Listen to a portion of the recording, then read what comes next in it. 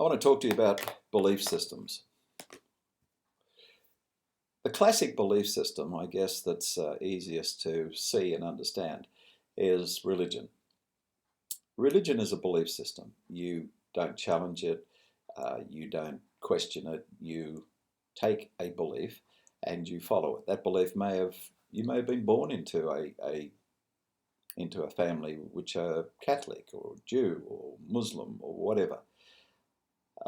And that is the belief system that you will carry through your life. And you may not even know where it came from, but you have a belief about something. I say religion because that is the classic of belief. We don't question it. But we have other belief systems. We have a belief system, for example, that if we are of a certain colour, we may be advantaged or disadvantaged. We have a belief system that covers everything in our life, like we may not be tall enough, we may be too tall.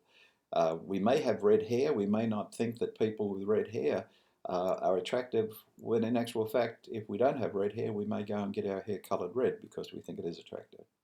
So whatever our belief system is has come from when we were probably a child, that we were told, we heard certain things. I went out with my granddaughter, which I do quite often, my little 8-year-old granddaughter.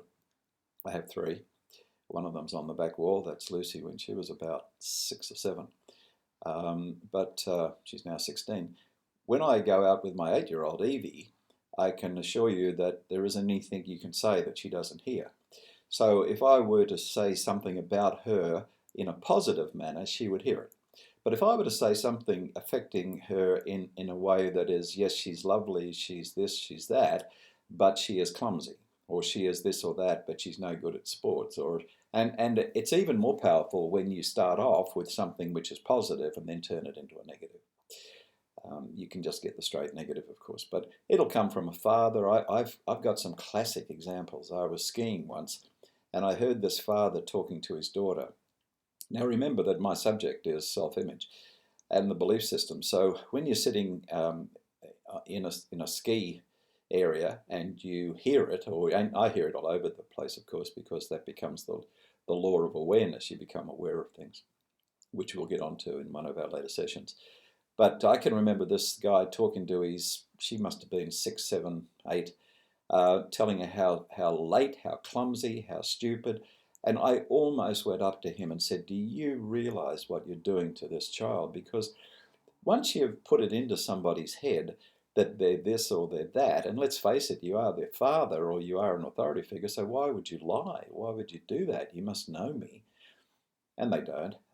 Then what happens is you go through life.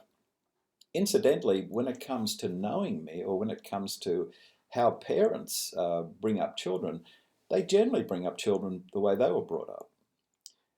There's a classic joke about the guy who's newlywed, and he notices that his wife is making a roast and she's cutting the ends off the roast and putting it in the baking dish. And he says, why do you do that? She says, well, that's what you do. You cut the ends off the roast and you put it in the baking dish.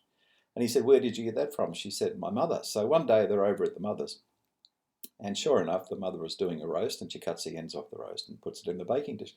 And he says, look, I understand this is what you do, but who taught you that? She said, my mother. So one day they're over at the mother's, and this is the grandmother, and same thing happens, cuts the end off the roast. He said, look, I hope you don't mind me asking, but why do you cut the end off the roast before you put it into the oven, into the baking dish, into the oven? And she said, well, it's like this. When I was first married, we had a very small baking dish. And that's humorous, but that's how belief systems start. That's how they are. That's a belief system. I'm not saying you should question every belief system that's in your life, but we should question the ones that are holding us back. If you believe that nobody will ever listen to you, that nobody likes you, that you are a wallflower, that you see, in our self-image that we create in our belief system about ourselves, in the little picture, which I say is like that one on the back wall, then we don't challenge it. We only, in fact, find things that reinforce it. If something comes up that is different to our belief system, we will generally not even A, notice it, or B, let it in. We reject it because it doesn't fit.